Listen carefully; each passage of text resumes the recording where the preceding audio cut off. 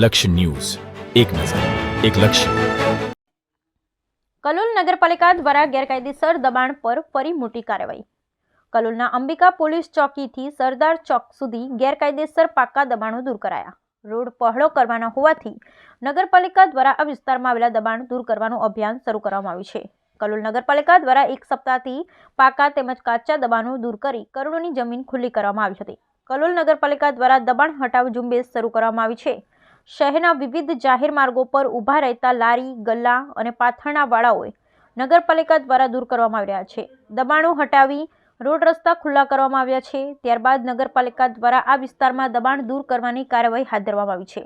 Road પહોળા કરવાની કામગીરી, રોડની બંને તરફના દબાણો હટાવવામાં આવી રહ્યા છે. દબાણો હટાવો કામગીરીમાં કલોલ નગરપાલિકાના ચીફ ઓફિસર નીતિન બોડાત, કલોલ નગરપાલિકાના કર્મચારીઓ જેસીબી સાથે રાખી પાકા દબાણો દૂર કરાયા હતા. બ્યુરો રિપોર્ટ સંજય નાયક, કલોલ.